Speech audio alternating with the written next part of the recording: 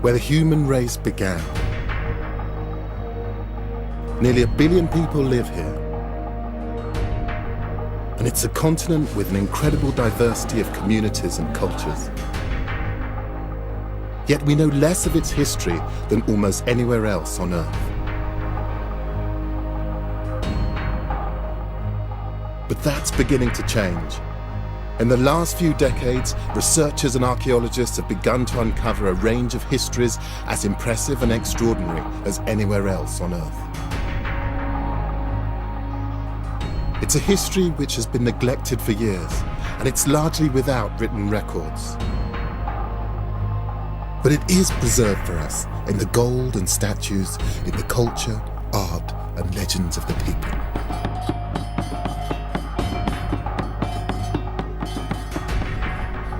My name is Gus Casely-Hayford. Over many years, I've studied the history and culture of Africa. As an art historian, I'm used to drawing stories from mute objects from the past. I'm going to discover the history and find out what really happened to the lost kingdoms of Africa.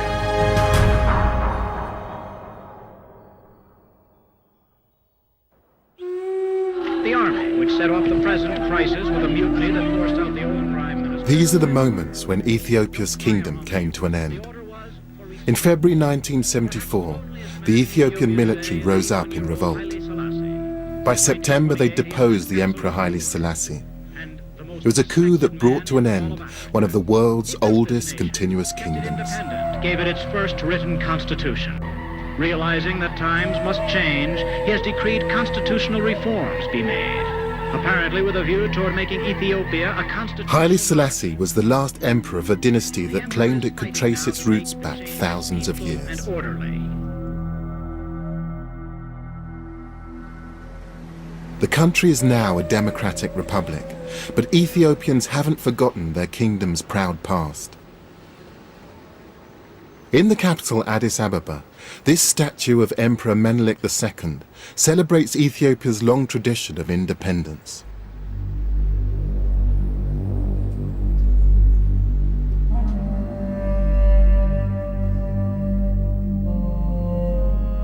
At a time when much of Africa was being colonized by European powers, Menelik II's army fought off an Italian attempt at conquest.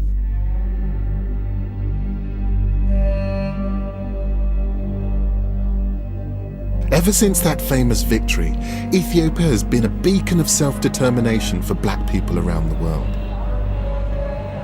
But I'm here to get back beyond that to the ancient history. I've got here the Kebra Nagast, the glory of kings, the story that tells you of all of those kings, those ancient empires. And I want to get behind that and find out exactly what made this country.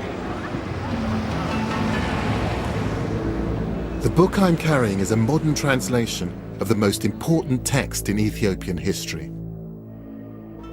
The Kebra Nagast was written in the 13th century. It sets out the lineage of Ethiopia's emperors. It makes some grand claims. It says the dynasty began in 950 BC, and that the first emperor, Menelik I, was the son of illustrious parents, Solomon, king of Israel, and Queen Makeda, better known as the legendary Queen of Sheba.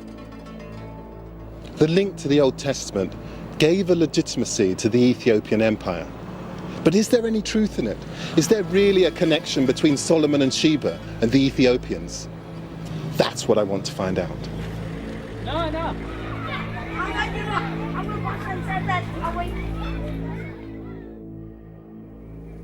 I can't speak to an emperor, but I do have an audience with Ethiopia's most important spiritual leader, the head of the Ethiopian Orthodox Church. As with most ancient kingdoms, the Ethiopian emperors claimed their power came from God. Church and state were inextricably linked. So evidence of the origins of the church might throw some light on the history and origins of the Ethiopian kingdom. Could you tell me something about the history or the origins of the Ethiopian church? 1,000 years before Christianity, Ethiopians have accepted officially the Old Testament order, and they have followed for 1,000 years. So we accepted Judaism, and then we accepted Christianity. Now it is 3,000 years old altogether. According to the patriarch, Ethiopia's Judeo-Christian tradition does date from the beginning of the Ethiopian kingdom. He says that the faith and the emperors came together. The foundation of this belief lies in the astonishing claim that the very basis of Judaism is actually here in Ethiopia. He tells me that the Ark of the Covenant containing the Ten Commandments was brought here from Jerusalem by Menelik, the son of Solomon. The Ark of the Covenant and the Solomonic descent comes together. The Ark of the Covenant is with us in Ethiopia. Can that really be true? If the Ark is in Ethiopia, it would be powerful evidence of a link between Ethiopia's founding emperor and the people of the Old Testament. But there's a problem. The Ark is deemed so holy a relic that no one is allowed to see it. And there's no historical evidence that Menelik I was the son of Solomon and Sheba. Yet faith in this legend is still strong.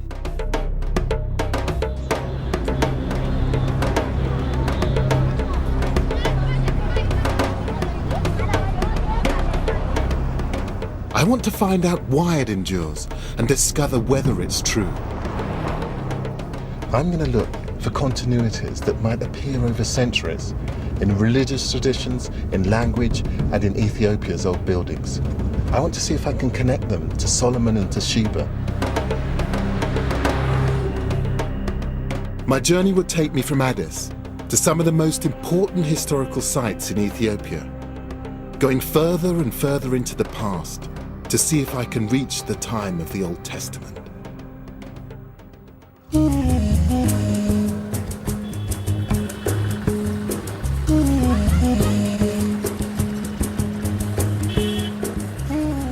My guide here is Habtamu Mama. We've come to one of Ethiopia's most important cities, and it's something of a surprise to me. So this is the old city? Yeah, this is one of the 5 main gates of Harar, you know? Right. The legend of Ethiopia's unbroken Judeo-Christian history isn't that straightforward. Harar is a Muslim city. It's like a warren. And it confounds my expectations in other ways too. Ethiopia's modern history has been blighted by drought and famine. But in places unaffected by shortages like Harar's market, trade is brisk.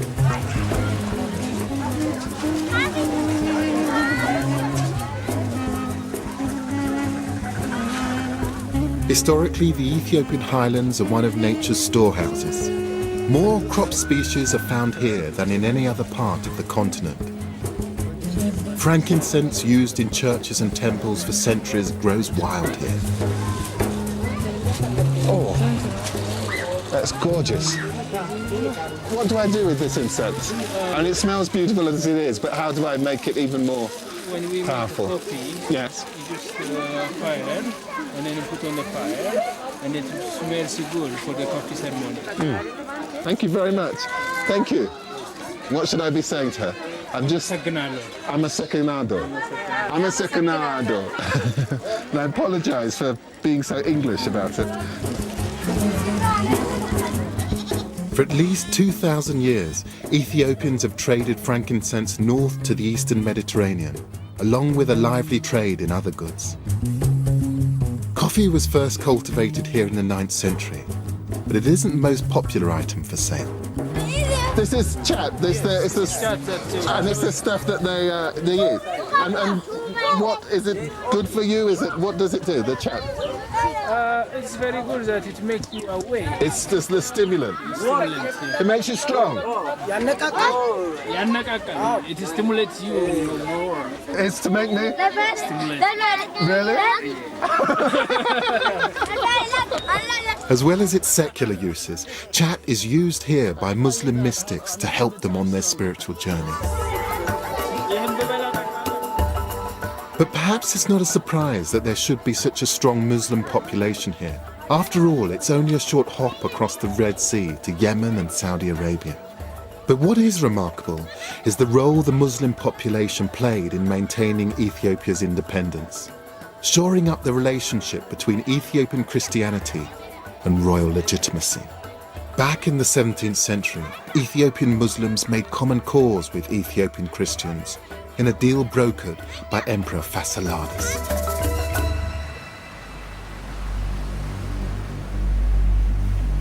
I'm heading to his capital to find out more about him and the Ethiopian kingdom he ruled over. I'm traveling to Gondar across Lake Tana on the ancient trade route which avoids the mountains. The unlikely alliance of Christians and Muslims came about as a reaction against foreign interference. During the 16th century, the Portuguese arrived with two purposes in mind. One was to take over the Muslim trade routes. The other was to find a mythical Christian ruler called Prester John. They travelled right down the west coast of Africa in search of him. And then when the boat technology improved, they came up the east coast. And it was here in Ethiopia, that they thought that they'd found him. Prester John turned out to be a figment of European imagination. Instead, the Portuguese found a real Ethiopian Christian kingdom. And whilst they enjoyed some success in converting the local population to Catholicism, their attempts angered many. A foreign imported version of Christianity united Ethiopian Christian and Muslim alike under the banner of Emperor Fasciladas. They expelled the Portuguese and executed their Jesuit priests. Ethiopian traditions were again free from outside influence. Some seem unchanged to this day. Papyrus canoes like this one have been used here for thousands of years.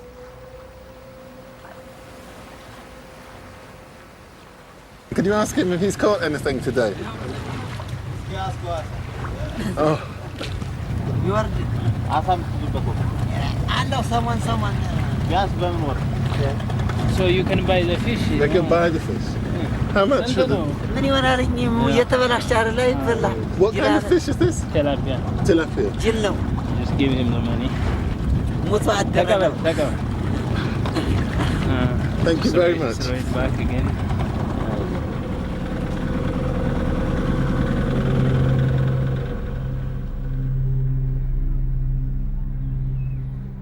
To the north of Lake Tana lies Gondar, Ethiopia's 17th century capital.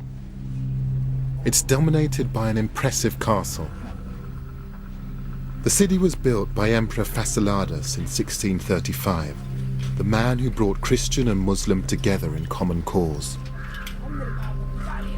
I've arranged to meet the curator here, Getch Yigso. Hello, sir. Hello, Getch. Yeah, you're welcome. Lovely to meet you. That's good. This is so spectacular. So what am I looking at So here? you'll see a real African castle. This is really the first place black people who live in a castle. In the palace in Ghana and in Morocco, in Tunisia, such castle. This is the first and only castle. The man who built it was determined to defend Ethiopia's independence. Getch tells me that Emperor Fasciladas was a strong leader in control of a significant capital. Oh yeah, because in Ghana at that time there was about 60,000 inhabitants, you can imagine. That was 400 years ago. It's a big town. So we're able to imagine that he was a kind and very visionary man, very wise man. That's why he built such an edifice, an impressive castle. Fasciladas wasn't just displaying his power with this building. There are telling clues that he was also asserting his legitimacy by reminding people of the link to King Solomon and the people of the Old Testament.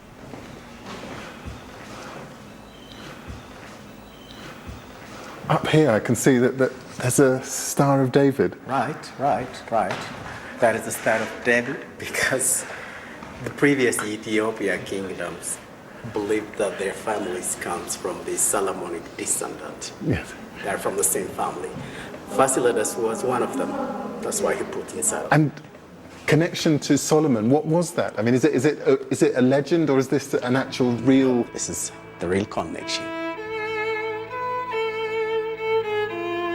I knew that it would be difficult to separate fact from myth. Here, it seems impossible.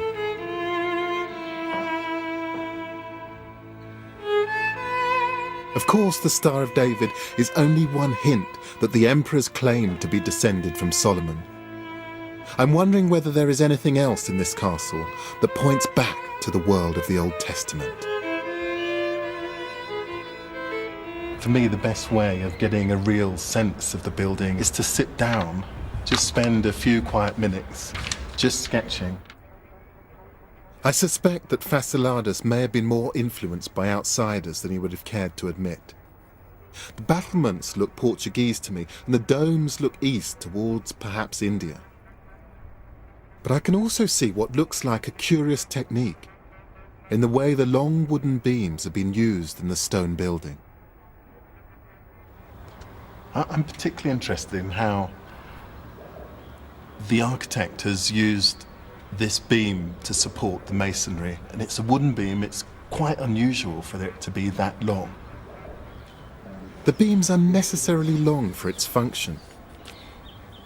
My hunch is the design may be a throwback to an earlier time. It's almost like an architectural quote.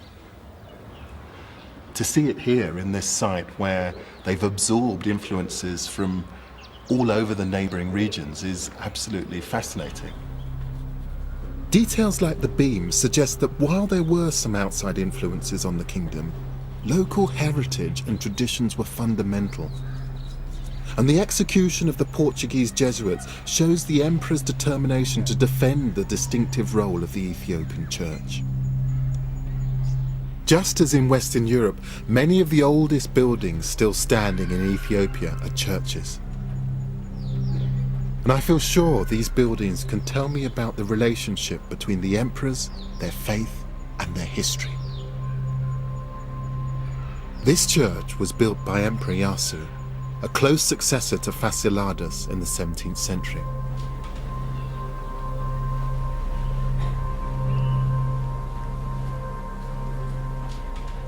This astonishing painting is completely different to anything I've seen in European churches or in missionary churches elsewhere in Africa. I spend so much of my time trying to rationalize and explain beautiful things, but very occasionally I'm just completely knocked sideways by something, and coming in here to this particular church and seeing a lot of the Christian tradition that I was brought up with depicted in a completely new way with a level of intensity that I've never seen before. It's just absolutely astounding. The paintings have been completed on cloth, which has been glued to the mud plaster walls. Emperor Yasu seems to have been reassuring his subjects that he could look after them. He commissioned artists to paint angels on the ceilings as if protecting the worshippers below.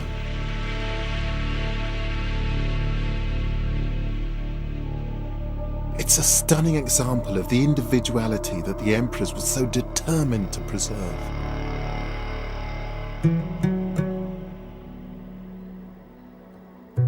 And I can't help wondering whether other telling traces of the past still survive within Ethiopia's ancient churches.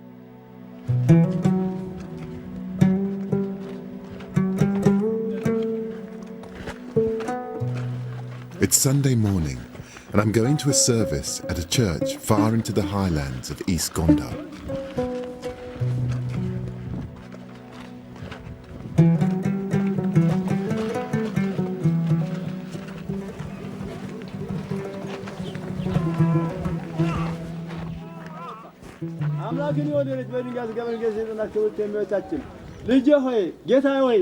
Bible passages are being read in Ge'ez, the ancient language of the Ethiopian kingdom. It's related to Arabic and also significantly to Hebrew, the language of the Old Testament and King Solomon himself. Haptamu says that no one speaks it now. For Ethiopians, it's like the Latin Mass. But this isn't the main event. The crowds are outside a cave. And it's this cave that has the real significance here.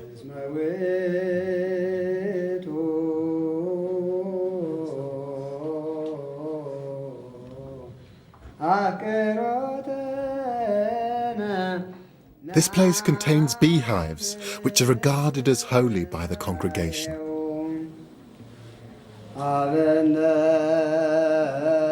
that's how they make the honey from the ceiling of the cave. Amazing. And that's why it's considered that it is a holy honey, because they are in the church. They died in the church. And nobody brought them by themselves. Oh, they came by themselves. And the honey which is taken from this, it's given to the people that considered as the holy honey. I see.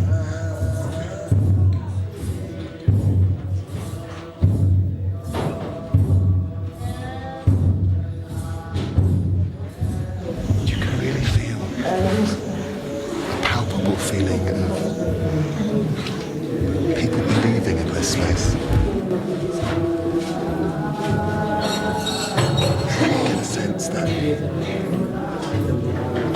it's not just communing with God, it's making contact with a very profound past.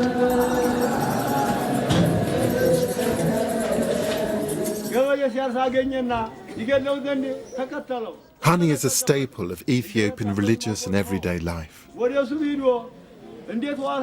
From the honey, the Ethiopians make a kind of mead, which is called tej. It is both the national drink and the communion wine.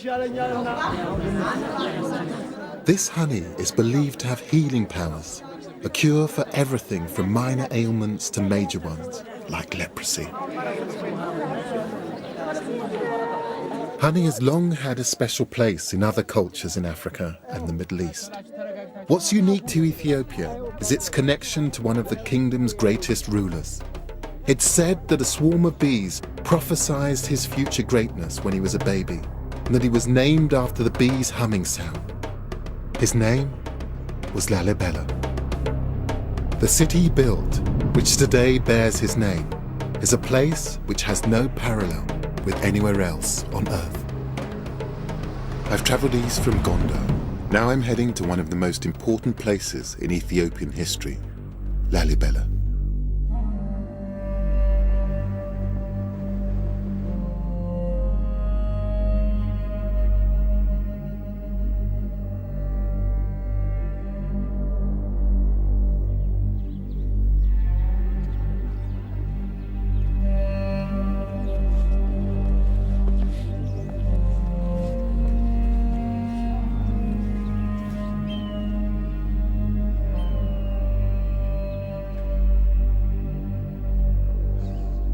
Not much that could prepare you for that.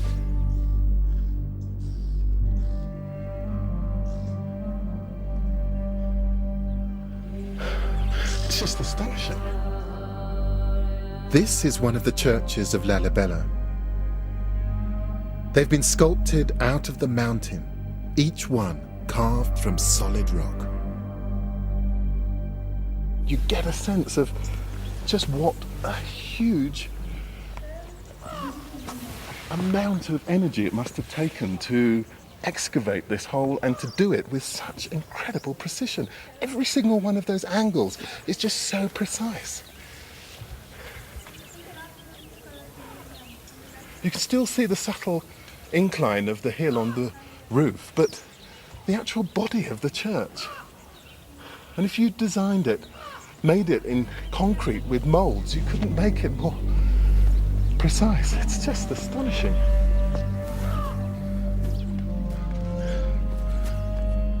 The man responsible for commanding the building of 11 of these incredible structures was Emperor Lalibela. But according to the Kebra Nagast, which was written more than a century after these churches were built, Lalibela was an interloper, a member of a rival dynasty which could not claim Solomonic descent.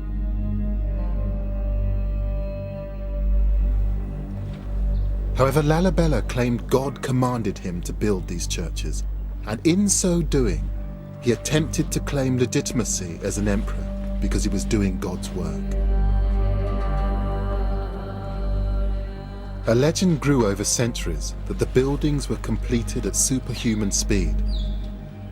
But recent research by a team of French archaeologists, led by François-Xavier Fauvel, suggests otherwise. Usual story on Lalibela says that the whole churches were built at the same time during a very short period of time, whether it was 3 nights and 3 days or 24 years. Yes. But basically this is the same story.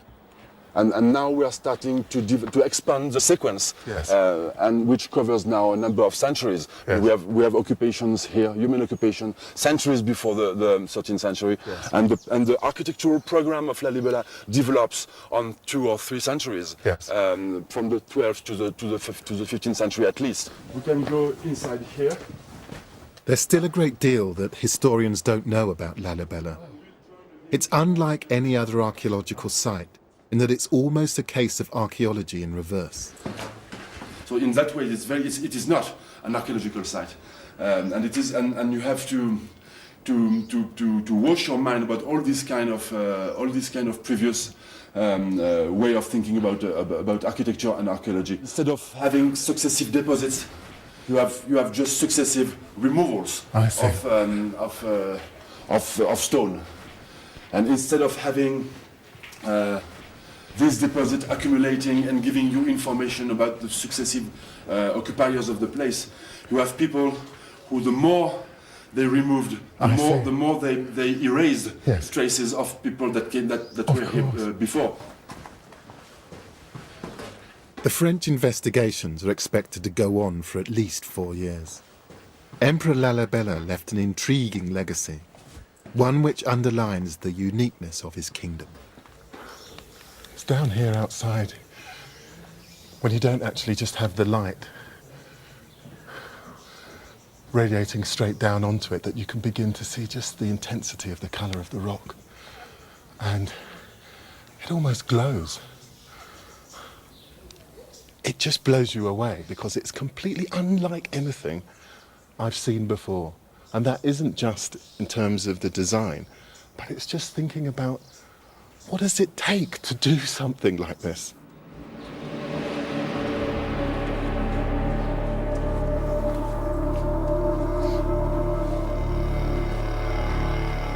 It's a breathtaking display of the emperor's power to be able to command his people to excavate thousands of tons of rock without any form of mechanization. And it speaks of the cosmopolitanism of this part of Africa at the time.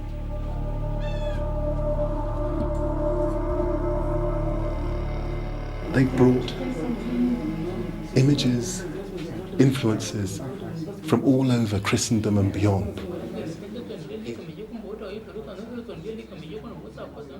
I look at the influences and I'm just amazed that there's a 2-headed eagle that you might see in Constantinople. There's a Star of David, and in the centre of the Star of David is a cross. And in the friezes above the arch are what look like Greek icons. It's an astounding coming together of different cultural influences to create something which certainly aesthetically works, but also sends a signal about this being a new centre of religious thinking, a new Jerusalem.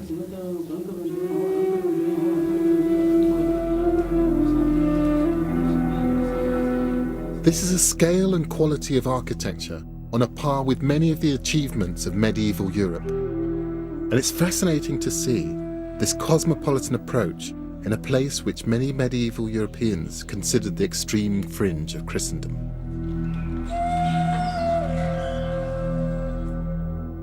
Thousands of pilgrims made the journey here to worship, and 700 years later, they still do.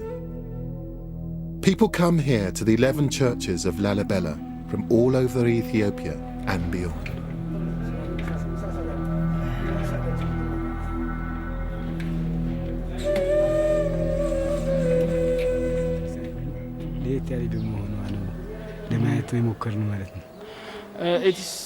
We heard that it is totally different from other churches, and religion-wise we are told that if a person go to Lalibela and see, if you make a pilgrim, you will be righteous, and from generation to generation. So that's why we likely come here and to see the church. There's no doubt that Emperor Lalibela left the kingdom something lasting and significant. It might also provide me with another clue that takes me further back into the past in my search for the kingdom's origins. The architectural features are very distinctive.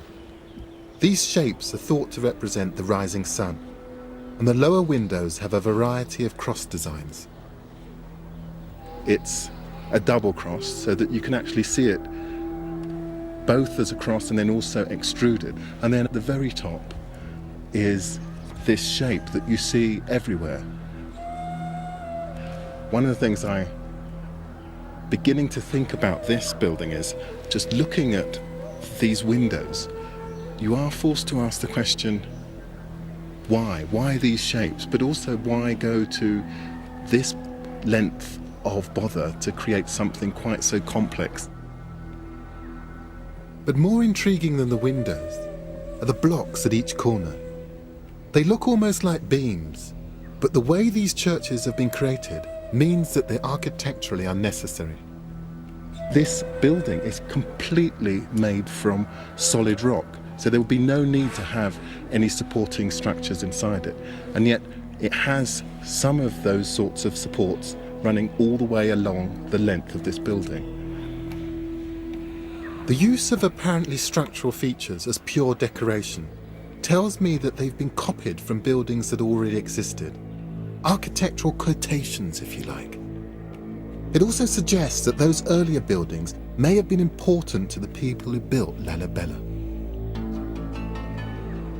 Remember, according to the Kebra Nagast, Lalibela was not descended from Solomon, so perhaps in copying an architectural style, he was emphasizing his claim to be the heir of earlier rulers. Maybe in this architecture lies Lalibela's claim to royal legitimacy, to biblical descent, and to greatness. But I don't know how old the buildings that inspired Lalibela might be, or whether they lead to a connection between the kingdom and Solomon and Sheba.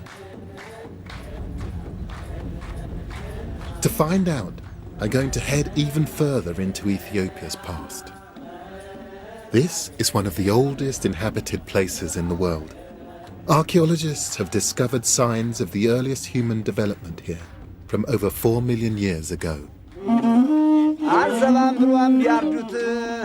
Even things that appear recent are ancient. These terraces in Tigray province are believed to have been ploughed for 3,000 years.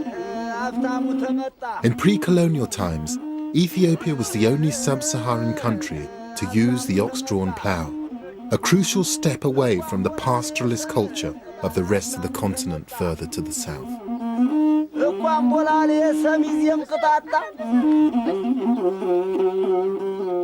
The terraces rise from the bottom of the valleys to the mountain peaks, and they all have to be ploughed in time for the rains in a few weeks' time. I want to try my hand at a 3,000-year-old skill. I'm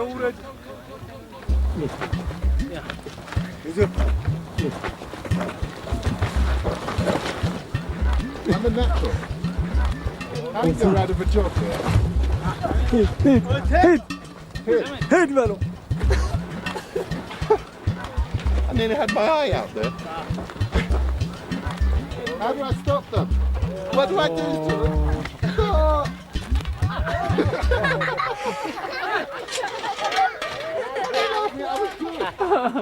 There is a serious point to all of this, and it's that this method of agriculture was unique to these highlands, and it doesn't appear to have spread quickly to surrounding areas. It underlines the isolation, separateness of life here. It's hard work. It must be about 90 degrees out here. I must admit, I really wouldn't want this as a job. He's just as bad at steering as I am. I might have to give him a few tips, I think.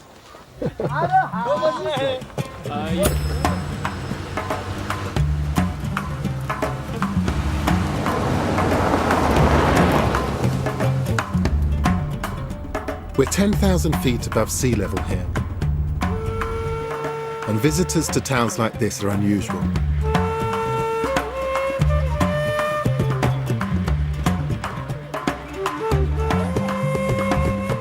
I wonder whether isolation like this is why Ethiopia's traditions seem to have lasted so long. They could develop independently and free from outside interference.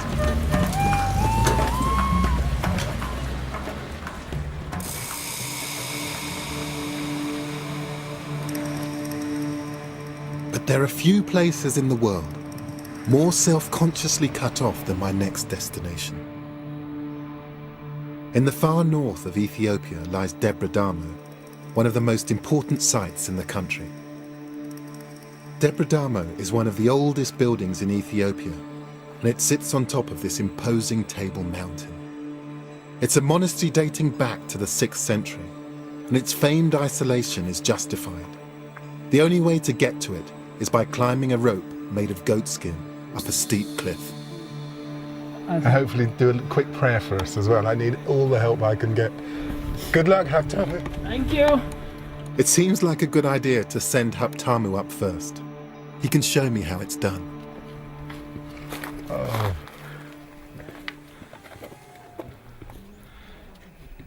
Oh, no, he's fine. Well done, Haptamu. Okay, let's get this safety on.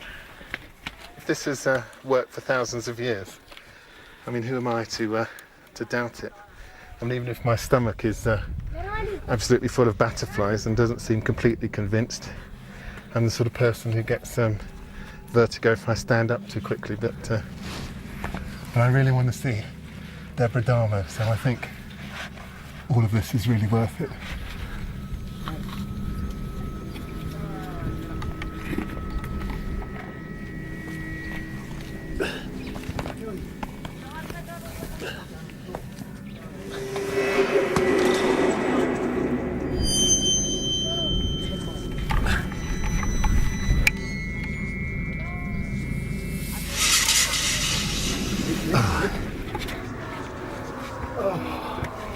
Oh, I made it. Oh, that probably wasn't very dignified, but I don't care.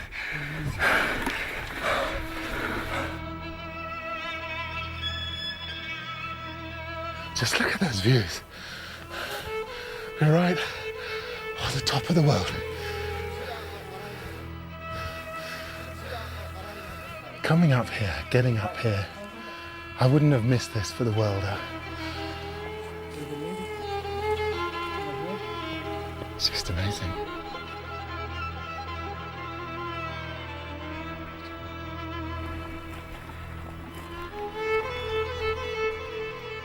When the monastery was first established, it's believed that up to 1,000 monks lived up here.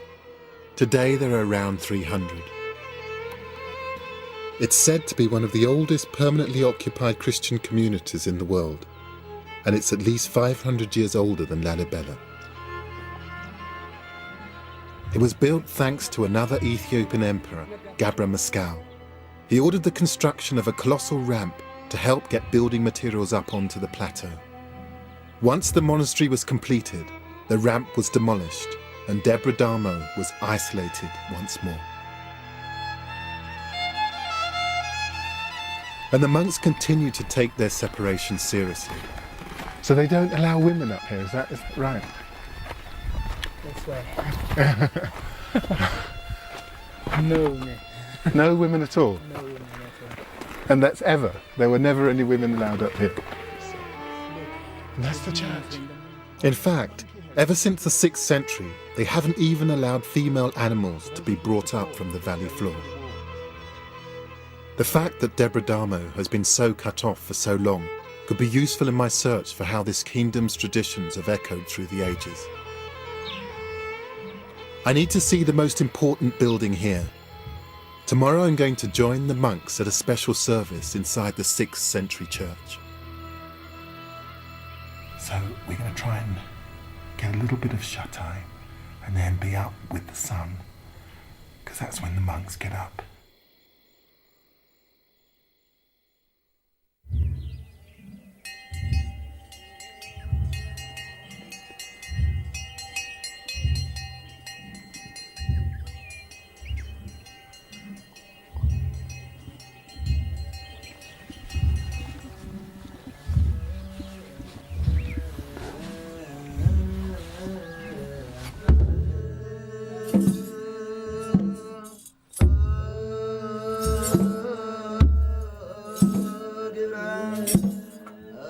Like every religious ceremony I've seen in Ethiopia, their unique approach to Christianity is evident.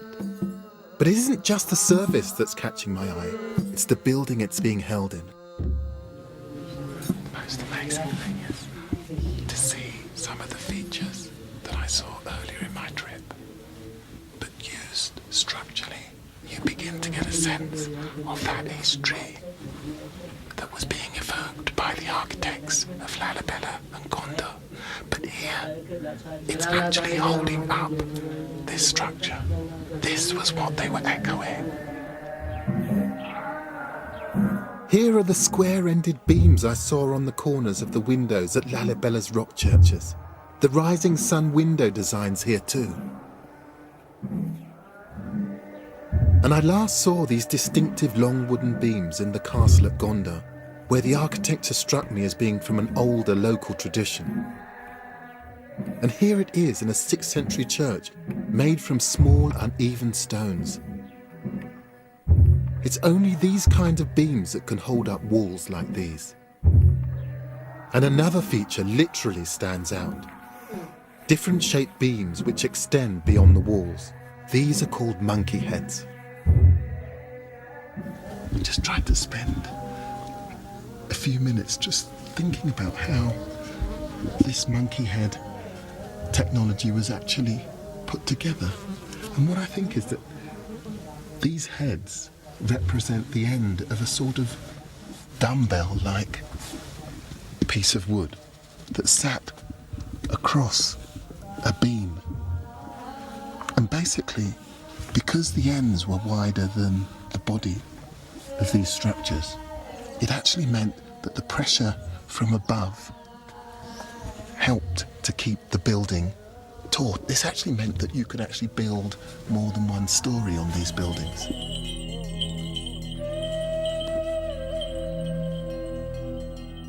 Here is a distinct continuity of architectural styles, which it's almost certain were developed indigenously over nearly 2,000 years. If this continuity stretches back even further, to pre-Christian times, perhaps there is evidence somewhere of the connection to King Solomon and to the Queen of Sheba.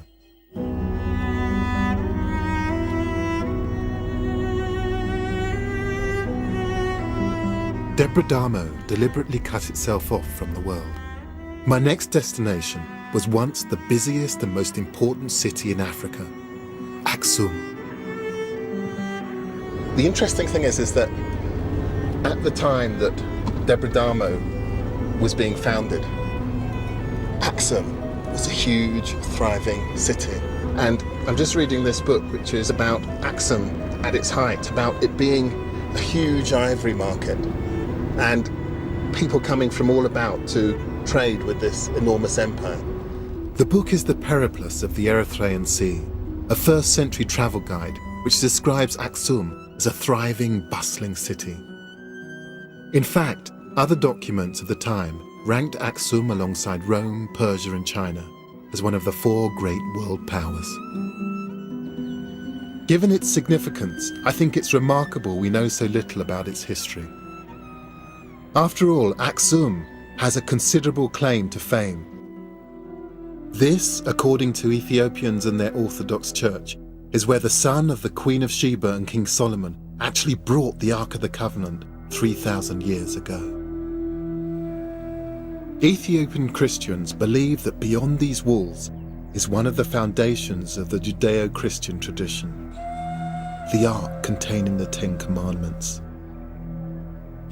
Until 1974, that Ark was the cornerstone of the legitimacy of the kingdom itself. The existence of the Ark here would go a long way to prove that the Ethiopian dynasty of emperors was founded by King Solomon and the Queen of Sheba. It would confirm the legends that have lasted for centuries. But the Ark is deemed so holy that no one is allowed anywhere near it. I can't go beyond this point here, because in that chapel there is where the Ark of the Covenant is said to be held. Security is tight, and it must be kept that way to maintain the faith in the foundations of the Ethiopian Orthodox Church, and by extension the legitimacy of centuries of kings. If the Ark is not inside this building, then the foundations of the church and the Ethiopian royal line would be destroyed. But the Ark is not the only potential evidence of this kingdom's ancient heritage. My search for Ethiopia's past continues right next to the Ark's purpose-built resting place. Now that building may be very new, but come and have a look over here.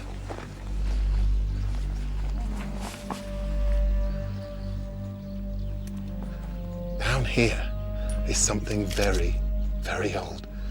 This is the remains of a building which is 4th century, said to have been built by King Ezana.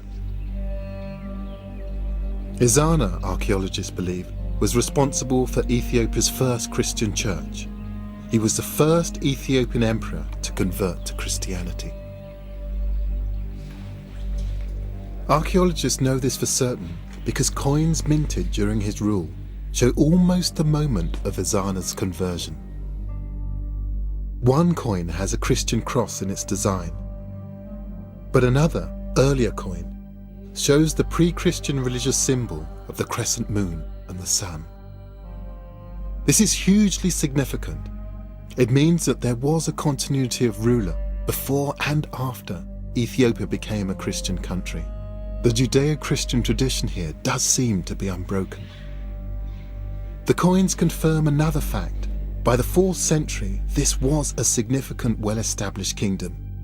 This was the only place in sub-Saharan Africa at that time known to have issued currency.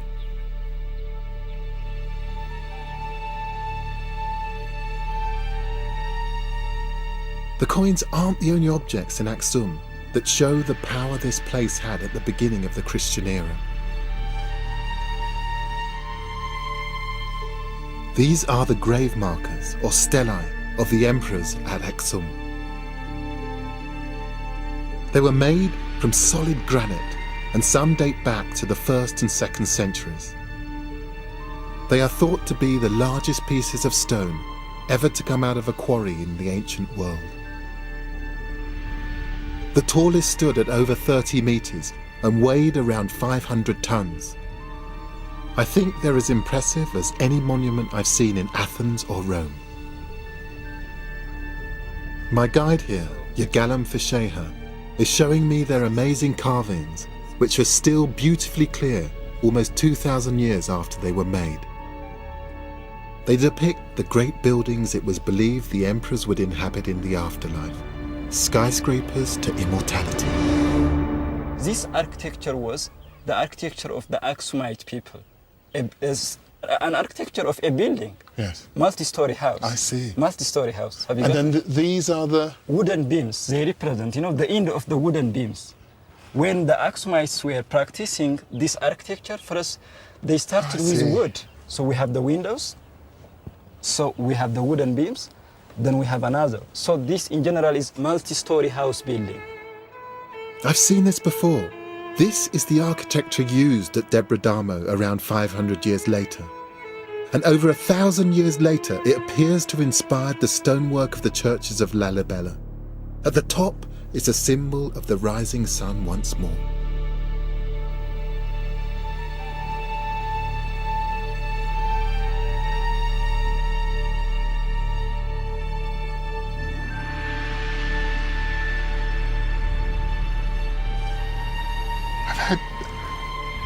Just a very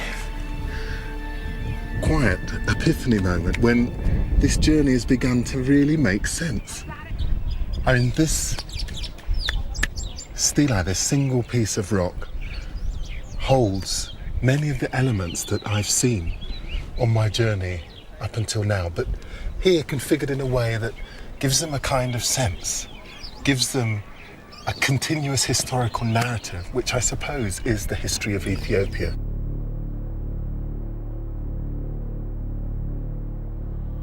The features on these stelae, marking the ancient burial places of Ethiopian emperors 2,000 years ago, have been consciously echoed down the years by the emperors that followed them. What I'm seeing at Aksum are continuous traditions taking the story of the Ethiopian kingdom back to the beginning of Christianity.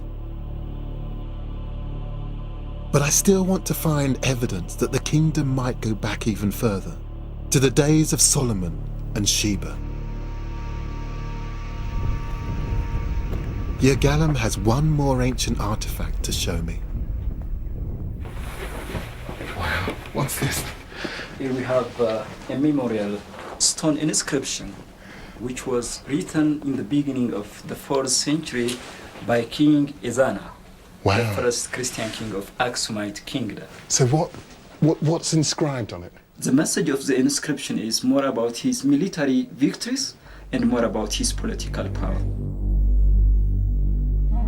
It's a proclamation, a kind of tourist information sign, telling visitors to Aksum about the might of the emperor. And it's multilingual, the inscriptions in the local Ge'ez language, still used in church traditions. It's in the international language of the day, ancient Greek, and it's in a language called Sabaean. Sabaean was spoken only for a brief time, and only in this part of Africa and southern Arabia. Historians think it died out around the 8th century, but it first appeared around 1000 BC. It's the language of Saba, the part of Yemen where the Queen of Sheba is said to have come from. This stone is from the 4th century AD, 1400 years after the Queen of Sheba is supposed to have reigned. It's not the Ark of the Covenant, but it does point me deeper into the past in my search for the kingdom's origins. It's thought that the kingdom of Aksum was a continuation of a civilization which had existed nearby. That's where I'm headed now. Just 20 miles away is the town of Yeha. It could be the Old Testament world I've been looking for. In this ancient town is a pre-Christian temple. There were worshippers here when the Old Testament prophets were writing. Over here, there would have been an altar. And it's quite a deep well beneath the altar because there would have been ritual sacrifice here. This would have been a place in which the blood would have been allowed to drain. An important part of Old Testament Judaism was making offerings in the form of slaughtered sheep and goats. And this may well have been a baths where people would have come to cleanse themselves. I mean, this building suggests all sorts of things. Not much is known about the people who built this temple, but archaeologists believe this is the oldest surviving building in Ethiopia. And it predates everything that we've seen up until now. And the quality of this brickwork, it just belies the fact that this building is 500 BC.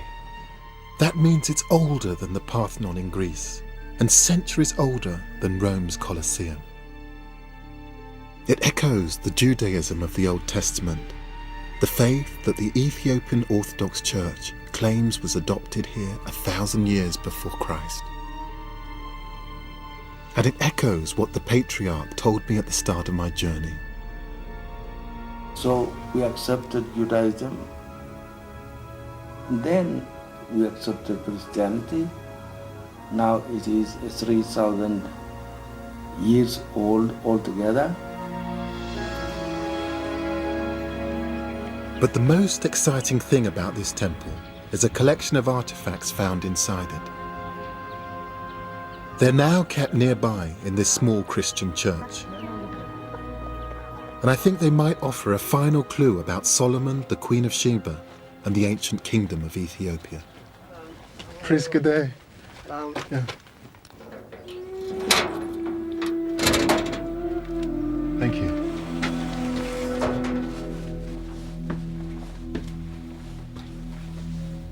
I didn't know it would be like this. There are crosses and scriptures spanning many years of Christianity. Thank you. And there's an incense burner which doesn't belong in any church. It's been carved with the pre-Christian symbol of the crescent moon and the sun.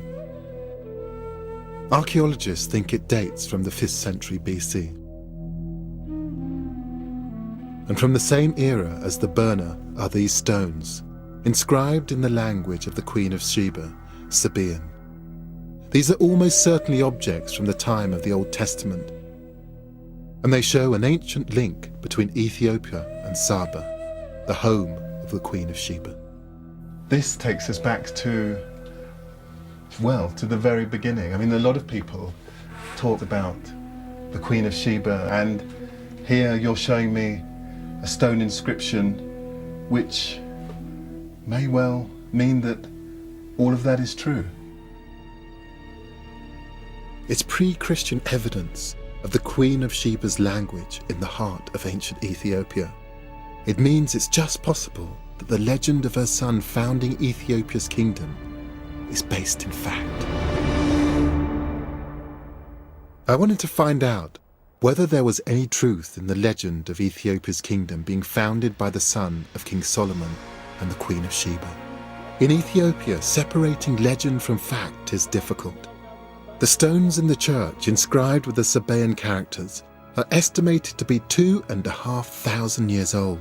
Not quite the 3,000 years the church claims for its connection to the Old Testament, but not far off. And whilst there might not be proof of a blood connection to Solomon, there is a striking cultural connection to the world of the Old Testament.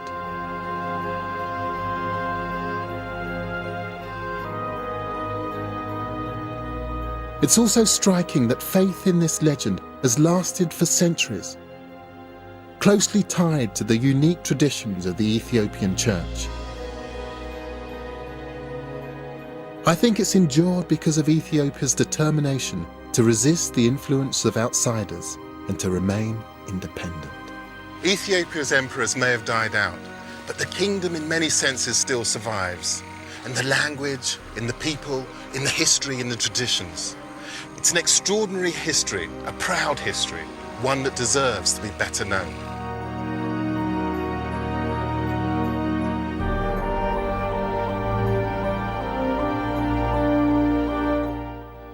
The Lost Kingdoms of Africa continues next Tuesday at 9.